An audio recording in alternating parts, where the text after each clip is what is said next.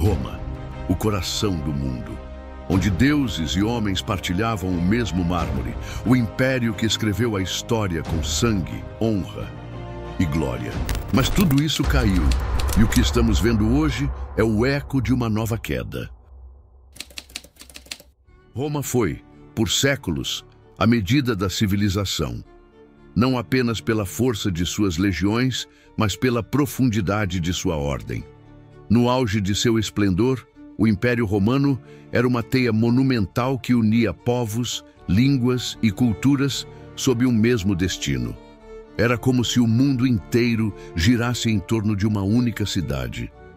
A arquitetura de Roma tocava os céus. O Coliseu, os aquedutos, as estradas que pareciam infinitas, tudo refletia a ambição de um povo que acreditava estar construindo algo que duraria milênios. O mundo romano era uma sinfonia de engenharia, direito, arte e poder. Era o casamento da espada com a sabedoria grega, da tradição com a inovação. A Pax Romana, essa paz duramente conquistada, não era apenas ausência de guerra, era um estado de equilíbrio e prosperidade raro na história humana. Durante mais de 200 anos, as fronteiras estavam seguras, o comércio florescia e a vida urbana atingia um nível de refinamento jamais visto. Roma sabia organizar o caos, sabia absorver o estrangeiro sem perder sua identidade, transformar bárbaros em cidadãos, províncias em colônias, diversidade em unidade. Seus magistrados administravam com ordem, seus soldados mantinham a disciplina, seus filósofos debatiam o cosmos. O mundo acreditava que aquela ordem duraria para sempre, porque Roma era mais que uma potência militar. Era um símbolo, um modelo de civilização, de virtude cívica, de grandeza quase mítica. E por isso mesmo sua queda seria tão devastadora. Porque quanto mais alto se sobe, maior é o estrondo da queda. E quando um império como Roma cai, não é só uma cidade que desmorona. É toda uma visão de mundo que se desfaz. Roma não caiu em um único dia. Não foi uma espada bárbara nem um evento isolado. Sua queda foi lenta, silenciosa e interna. Antes que os bárbaros cruzassem os Alpes, algo já havia se rompido no coração do império. O colosso começou a tremer quando o espírito que o sustentava se corrompeu. A virtude cívica que formara soldados dispostos a morrer por Roma foi substituída pela busca desenfreada por luxo, conforto e prazer. A ideia de dever deu lugar ao direito egoísta. O cidadão romano, antes austero e responsável, se tornava cada vez mais espectador, viciado em pão e circo, incapaz de defender aquilo que herdara. As elites já não lideravam com honra.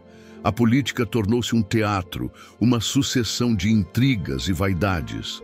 Cargos eram comprados, não conquistados. O império inchava, não em força, mas em burocracia. Uma máquina pesada, lenta, disfuncional. Governos se sucediam em golpes e conspirações, enquanto a estrutura administrativa afogava a eficiência em um mar de papel e corrupção. O exército, antes formado por cidadãos-soldados, foi terceirizado. Bárbaros eram contratados para defender fronteiras que já não inspiravam lealdade. A identidade romana esvaziava-se à medida que se buscava agradar a todos, absorver tudo, relativizar valores antigos em nome da conveniência.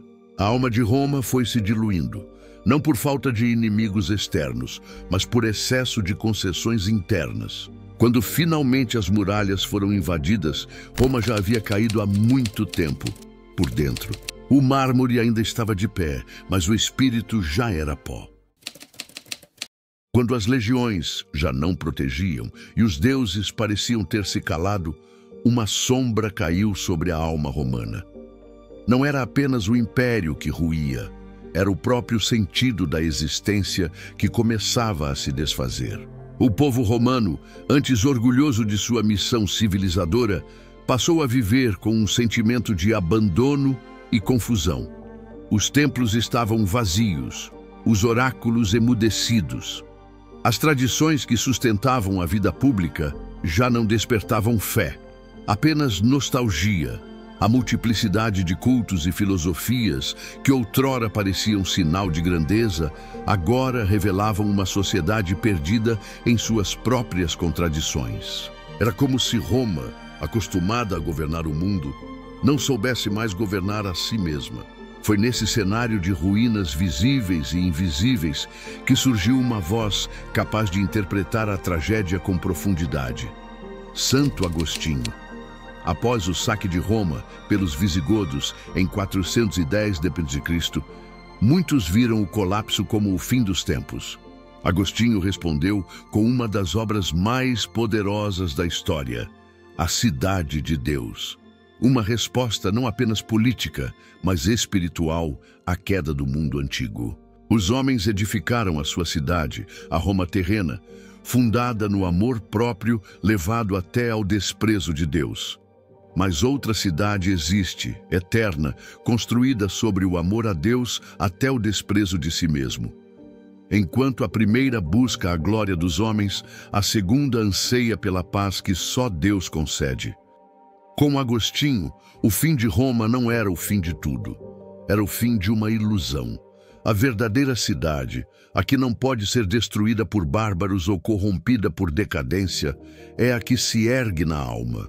A crise espiritual da antiguidade tardia não foi apenas o luto por um império, mas a angústia de uma humanidade que havia perdido sua bússola e que, pela primeira vez em séculos, foi forçada a olhar para o alto ou para o abismo. Os romanos não sabiam que estavam caindo, até que já era tarde demais. Viviam entre colunas e festas, enquanto as colunas rachavam e as festas escondiam o vazio. Nós olhamos para Roma como uma lição distante, mas deveríamos olhá-la como um espelho. Vivemos numa era de avanços tecnológicos extraordinários, conectividade global, acesso instantâneo à informação. Somos a nova potência, o novo centro, o novo império. E, no entanto, nunca estivemos tão perdidos. A virtude deu lugar ao vício, a honra ao hedonismo, o dever ao direito ilimitado. Celebramos o efêmero, zombamos do eterno.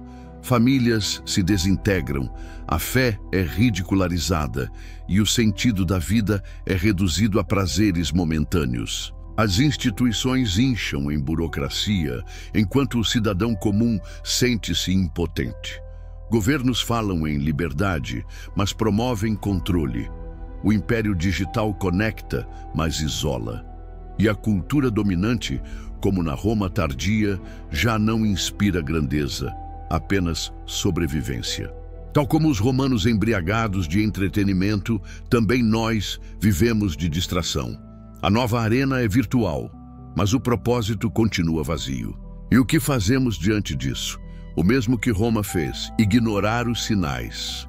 Estamos repetindo a história, não com espadas e invasões, mas com apatia, esterilidade e abandono das raízes.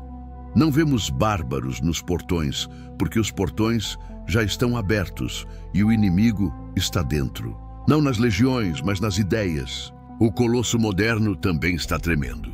A única pergunta é: ainda há tempo de impedir a queda? Roma caiu quando perdeu sua fé, sua família e sua identidade. Hoje estamos vendo o mesmo colapso, só que com gráficos, estatísticas e manchetes. A taxa de fecundidade mundial está despencando. Em países desenvolvidos, a média já está abaixo de 1,5 filho por mulher, muito aquém da taxa de reposição populacional. Famílias diminuem, nascimentos rareiam e o futuro evapora. A fé religiosa, que por milênios foi o alicerce moral e espiritual das civilizações, está sendo abandonada em ritmo acelerado. A Europa, berço da cristandade, já conta com mais ateus do que praticantes em várias nações. Igrejas são fechadas, vendidas, transformadas em cafés ou centros culturais. O que antes era sagrado, hoje é esquecido ou ridicularizado. A identidade masculina e feminina, pilares da estrutura social, se fragmenta. Crianças são ensinadas a questionar o próprio corpo antes de entenderem o que é uma alma. A ordem natural é negada, desconstruída, reinventada, e o resultado é confusão, não liberdade. Enquanto isso, a cultura dominante promove o efêmero, o descartável, o artificial. As virtudes clássicas, coragem, honra, sacrifício, foram substituídas por autoestima vazia e autoindulgência. Esses dados não são apenas números, são sinais de alarme tão claros quanto os incêndios nas fronteiras romanas. Mas, como no fim do Império, a maioria segue dormindo ao som do circo digital, enquanto as colunas da civilização tremem silenciosamente. A história não se repete da mesma forma, mas ela rima, e hoje as rimas são sombrias. Roma não foi destruída por inimigos externos.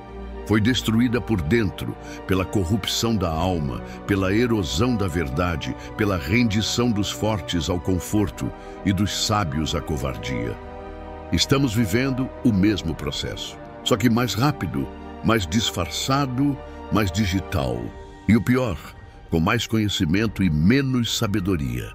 Nos disseram que o progresso nos salvaria, mas o que vemos é uma humanidade mais rica e mais infeliz, mais conectada e mais solitária, mais livre, mas sem saber o que fazer com a liberdade. O que resta de uma civilização quando ela abandona a família, a fé e a verdade? O que resta quando o próprio sentido de ser humano é relativizado até virar ruído? Estamos à beira de uma nova queda, e ela será mais profunda, porque agora não é só o império que pode ruir, é o próprio homem. O que vai restar de nós quando os algoritmos forem os novos Césares? Quando a moral for uma escolha de menu, quando a verdade for punida e o caos celebrado? Roma caiu, e tudo começou quando deixaram de lutar por aquilo que importava. A pergunta agora é: você vai repetir a história ou acordar antes que ela te engula?